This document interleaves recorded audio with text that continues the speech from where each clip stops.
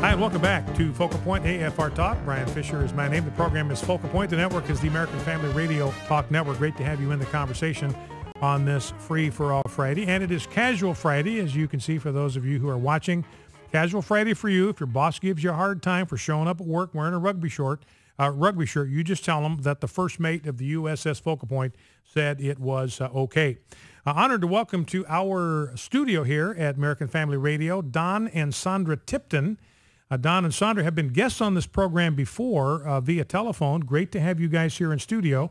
And Don and Sondra work with a ministry called Friendships for short, and the ship in Friendship refers to an actual ship, or ships plural. So Don or Sondra, maybe start with you, Don. Just tell us a little bit about what Friendships is really all about. We've talked to you, we've had you on this program when you've been down in Haiti doing relief work. So tell us what the work of Friendships is all about. Well, Friendships has several facets. One is our cargo ships.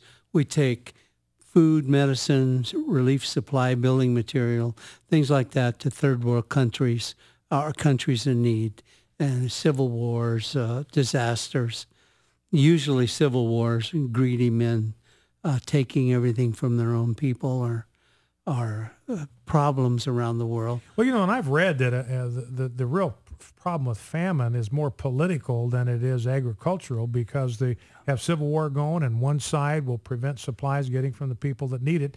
And so you're in a situation where you go in and try to get food to the people that are starving. Yes, and it's almost always political. Hardly a greed of a man or a group of men that will rob from their own children, grandchildren, and for their own benefit. Rarely is it a drought or some problem other than man-made. And I think you guys, and Sondra, you guys were, I think, in the Soviet Union during the time they had their crisis and it fell. I talked to you in Haiti. Now, that was a natural disaster. You responded to that. I know even domestically, you responded to some of the hurricane damage that was done. So you'll just take supplies to where people really need it. Yes, we try to be led by the Lord to go where He has us go, and many times we have ended up in places, as you said. We arrived on August 18th, 1991, to the port of Riga, Latvia, in the Soviet Union, and that was the same day that Mikhail Gorbachev was kidnapped. So it was quite an event, but it was an amazing event for a Christian ministry to be there, because the people were so open to hearing about the Lord that there was nothing like it. Well, and so that's a dimension of what you offer to people is not just food and supplies and medical supplies, but you will offer them the living water of the gospel of Christ. That's what it's all about. You can play all the way down the football field, but if you don't cross the goal line, you haven't done anything. You know, one of the things I want you guys to talk about here just for a second is we've had leaders in your Seahawks program have been guests in the studio right here talking about the Seahawk program. So some of our listeners will be familiar with it. But tell us a little bit about this Seahawks program, because we may have listeners, we may have family out there right now. You've got a senior in high school. He's trying to figure out what to do with his life. You've got a junior in high school. He's trying to make plans for what he does after he finishes high school. And the Seahawk program could be a good fit for some of the people that are listening to us right now. Seahawk program is closest to my heart. It's I don't even know where to start. It's just so wonderful. It's a young person right out of high school. Let's just take a hypothetical.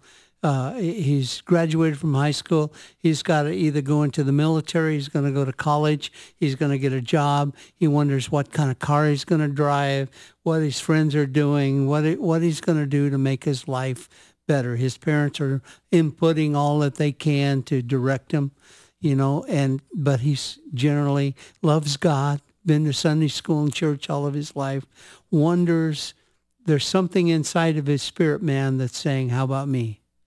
How about God?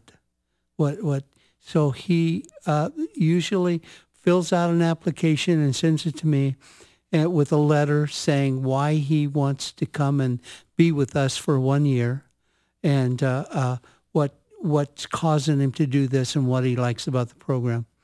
And we accept him on a full scholarship. What he doesn't know is everybody is on a full scholarship. No one's ever paid to be part of our group. They can't buy their way in. So when they come, let's say they enter the Seahawks program, it's for 1 year. Yes. And I mean, you 11 basically, months. 11 months, you basically put them through an honest to goodness boot camp. And part of the reason is that when you get to a location where you're trying to provide relief, you've got young men and women that are in shape to be able to handle the demands of that situation. They're in super shape. It's an Israeli basic training. So, I mean, they really have to put it out, and they get physically fit. We have kids coming to us almost 400 pounds. We have a couple of young men today that are big, but they're jogging a couple of miles a day. I mean, they're getting fit.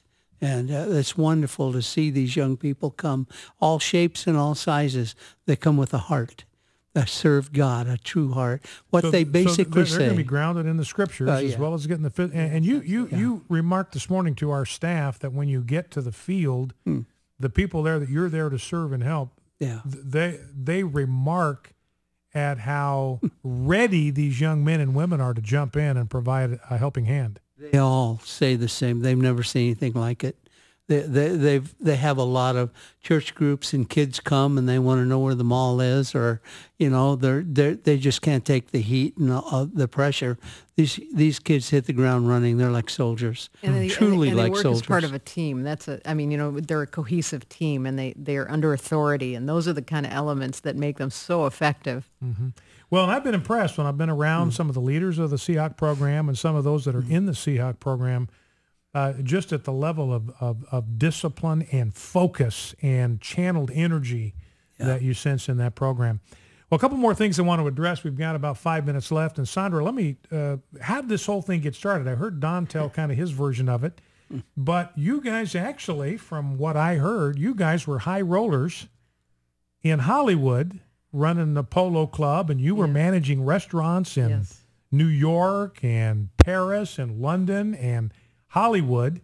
How did you get from there to where you were taking a rust bucket of a ship with food to Ethiopia? Well, we really seriously got saved, and we started reading the Word, and we saw how important helping people in need was to the Lord. And it was in 1985. Ethiopia was having a big famine, and we were watching news coverage of this terrible famine. And that same year, another big news story was, the United States had such bumper crops that there were no silos to keep it in, and it was being ruined by the rain and birds. And so Don started thinking, gosh, what we need, it sounds like a fairy tale, but what we need is a big ship, and we'll get a bunch of people that are like us who want to do this work, and we'll fix it up, and we'll take it around the world. And that's how it started. And I understand, Sondra, from a spiritual standpoint, Don actually kind of led you to the Lord. He did. And then you had to turn around a couple of weeks later and lead him to the Lord. Yes. Walk us briefly through that. Well, Don knew the truth, and he could see that I was looking for the Lord. He wasn't serving the Lord, but he knew the truth from a youth. And so I would talk to him about Hinduism and meditating and all these things that I was looking into to try to find God. And he'd say, what he told me was that you can tune in God through a radio, like a radio channel. His son, Jesus, was the only channel to God. Mm-hmm. And that stuck in my mind. So even though I rejected outright what he was saying, I didn't forget that. And so when the time was right, I asked him to tell me about that radio wave called Jesus. And so you made a decision to become a fully devoted follower of Christ. Yes. And then Don, I guess you maybe realized that she was a place that you weren't. She was such a change in her life. She was saved from her toenails up, one of those salvations that you dream of, and made such an enormous change for the better in her life. And I thought, I have to have this. I'm not going to go through life without this in my life, So she led me back to the Lord. So. Well, Don, we've got just a couple of minutes left, and I want to have you kind of walk us through. This is you see this.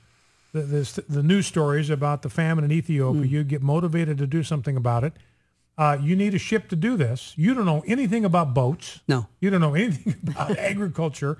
And you were prepared basically to walk away from the lifestyle that you had enjoyed, hosting fundraisers for high-flying charities and Hollywood celebrities and polo matches for the Hollywood types, to leave all that behind and invest yourself in using friendships to get help to needy people. So just tell us how you went about getting your first ship. And then I was really touched by what you said at the end, the challenge you left us with as a staff this morning. And I want you to issue that same challenge to people that are listening to us about what it means to give yourself in service to God. Well, I don't really remember what I said this morning. So help me, brother, because I'm in trouble. I said I talked a lot to the staff, but it's important to trust and believe God. Well, tell us in just 60 seconds, how'd you get your first ship? Well, I prayed, because people don't just give you ships. And this ship was 40 foot bigger than a football field, 7 stories high, carried 10 million pounds interior, another 2 million on deck. Takes 240,000 gallons of fuel just to fill it up. So without fundraising and without having any money at the time, giving up everything meant giving up everything. And we went up and got this old ship, and we got on it, and took 4.5 years to prepare it to go on its first trip. A lot of work, a lot of faith, a lot of time, a lot of believing in a great God. Well, and you've got equipment that God has graced you with beyond just the ships. You've got helicopters, planes, trucks, boats, everything. You Jeeps, name it, yeah. Boats. If we need it, he gives it to us. So God has honored your desire to serve him. And I had an opportunity to come down to Lake Charles with Jeff Reed, my producer, spent a night or two on one of the ships down there in Lake Charles. So I got to see a little bit about the operation. Well, Don and Sondra Tipton have been my guests here. And tell us if people are interested in finding out more about friendships. Again, 240,000 gallons. You can't just pull up to the local Chevron station and say, fill her up. That's a significant cost. Got about 30 seconds, Sondra. Tell us how people can get more information, get involved. The best place to get information is our website. It's friendships.org. Friendships.org. And again, one of the things I appreciate about Don and Sondra, I mean, it's just like what you read about in some of the mission stories about an ministry that operates entirely by faith. Don shared with us this morning, look, if I became a conventional fundraiser, I know what it means because I did that for charities back when I was in Hollywood. All my time would be spent raising funds instead of serving people. I want to serve people, and God has blessed them. So go to friendships.org and get more information. Don, Sondra Tipton with Friendships International, thank you so much for being with us, and God bless you for what you do. Thank you, brother. Focal Point, AFR Talk. We'll be back in 2 minutes. Don't go anywhere.